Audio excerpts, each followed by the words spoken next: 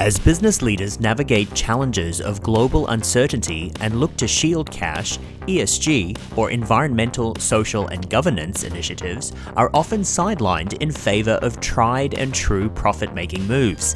It's up to people like KPMG's ESG chief John McCalla-Leacy to convince clients that ESG is the right method for unlocking unprecedented growth.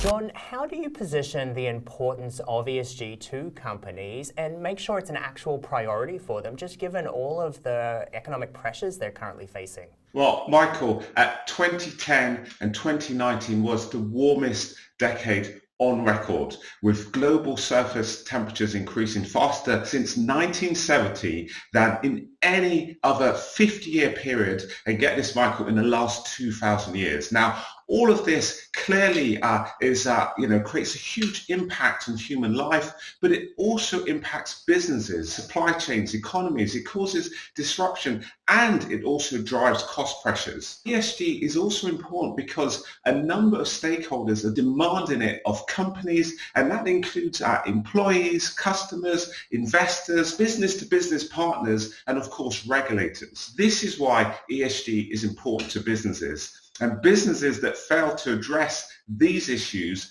but businesses also that fail to embrace the many opportunities associated with moving to a low carbon economy, well, they will simply be unable to create sustainable value over the long term by ensuring that their companies are resilient to climate change and other ESG related impacts. What are some of the new technologies needed to actually achieve net zero? Well, Michael, reaching net zero requires bridging many factors, including across climate, energy, nature, and also social aspects. And we must shift towards renewables. We need energy innovation such as CCUS, which is carbon capture, usage, and storage. We need hydrogen. We need battery storage.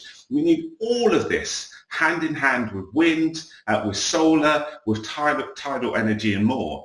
Now, we need to decarbonize our built environment. That really means making existing building stock more energy efficient and building new infrastructure right from the start to be net zero in operation, but also in terms of how it's constructed. We need to decarbonize transportation. And we're seeing, aren't we, a boom in EVs. But also, if you take one example, if we look at shipping, 80% of world trade is transported via ships, and that accounts for around about 3% of global emissions, which is driving innovations like green ammonia in shipping. It's really important that we focus on data, and we see here the role of innovations like AI have the real potential to turbocharge this and also many other important areas that we need to get to net zero.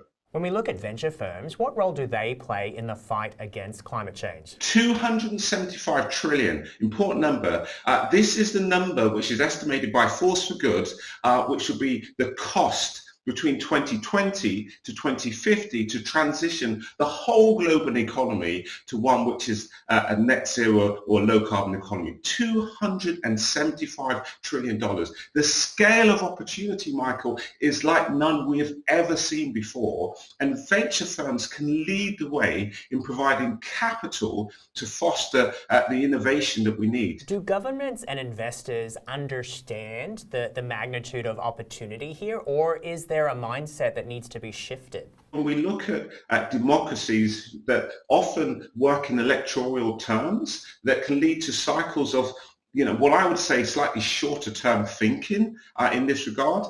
Now, considering ESG, there are significant issues that require much more than simply a 4 or a 5 year horizon. Now, in the immediate term, though, I think there's a risk of that political, that anti-woke rhetoric which threatens investments in ESG, but we need to get past this, Michael, because for a lot of these innovations, they're simply better products. And why would you not invest fundamentally in a better product? So these new products are effectively substitute goods.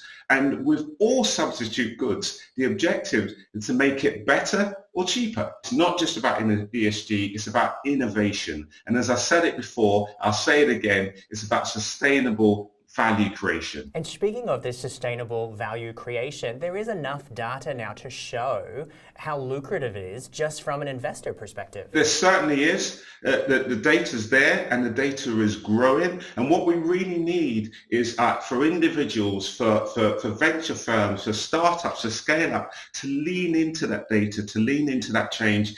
We talked before, didn't we, Michael? And we said that this change is coming. Standards are coming in place thick and fast. They're coming in soon. And we see that the impact that we're seeing now is that this is a real board and C-suite agenda item. And we know, for example, we know that companies that measure scopes 1, scopes 2 and scopes 3, they can realize savings.